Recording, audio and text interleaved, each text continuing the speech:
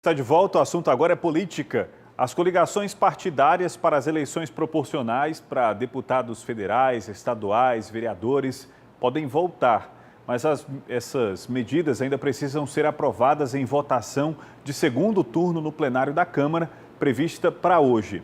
Caso seja aprovada novamente por 3/5 dos deputados, essa proposta ainda vai ter que passar 2 vezes pelo Senado, também com a aprovação de 3/5 dos senadores. Para as eleições de 2022, a reforma eleitoral prevê mudanças no nosso sistema de votação. Entre as principais alterações aprovadas até agora, a volta das coligações partidárias para as eleições proporcionais para deputados federais, estaduais e vereadores. Já a adoção do distritão foi rejeitada.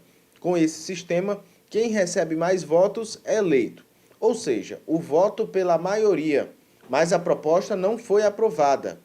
Foram 423 votos contrários ao distritão, sendo 35 favoráveis e 4 abstenção. Por isso, a eleição para esses cargos deve continuar sendo realizada pelos votos proporcionais. Quando a gente vai para a urna e escolhe determinado candidato, na verdade, antes a gente está votando lá nos 2 números do partido e, em sequência, nos números que especificam qual é aquele candidato.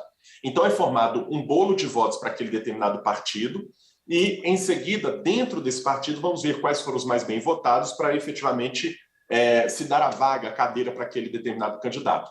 Isso vale para deputado federal, deputado estadual e também para vereadores. Com o texto aprovado, voltam as coligações partidárias. Os partidos políticos poderem fazer coligações, isso vai promover ou vai trazer novamente uma miscelânea de ideologias de deputados que se candidatam, ou de vereadores que se candidatam, deputados estaduais, sem uma identidade, propriamente daquela ideologia que ele representa.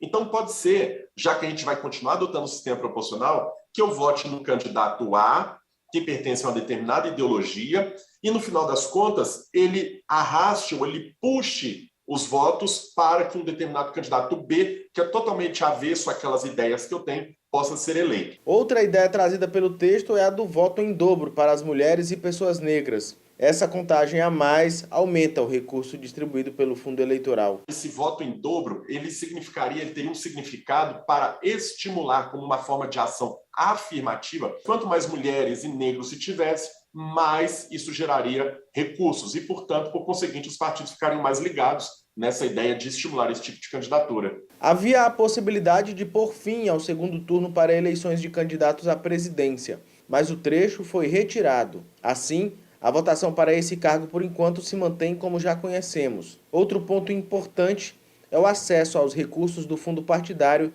e à propaganda eleitoral em rádio e TV. Ela prevê o acesso ao fundo partidário e propaganda eleitoral àqueles que tenham pelo menos 5 senadores, alternativamente aos deputados exigidos para as eleições de 2022 e 2026. De 11 e 13 deputados federais, respectivamente. Deputados e vereadores que se desfiliem dos seus partidos poderão perder o mandato. Na realidade, isso já existe, isso já está previsto na legislação infraconstitucional. O que aconteceu foram algumas mudanças dentro da Constituição, visando abrir janelas para que pudesse sair do partido, dizendo que algumas pessoas, em determinadas situações, não perderiam os seus cargos. Mas isso já está previsto. Este cientista político avalia pontos positivos e negativos da reforma eleitoral e diz que o debate é importante para o aperfeiçoamento do sistema. Mesmo assim, ele acredita que há mais destaques negativos com as mudanças. A questão do retorno das coligações proporcionais. Elas são um retrocesso porque elas dificultam o entendimento do eleitor sobre o processo eleitoral. Você vota em um candidato de um partido e o seu voto pode ir para um partido completamente diferente daquele que você imaginava ter votado. As medidas de transparência que estão sendo discutidas são muito positivas. A transparência por parte dos partidos, as formas de prestação de conta. Todas as mudanças foram aprovadas em primeiro turno na Câmara dos Deputados. A votação em segundo turno acontece nesta terça-feira e então o texto segue para o Senado, onde a votação também deve acontecer em 2 turnos. Bem, para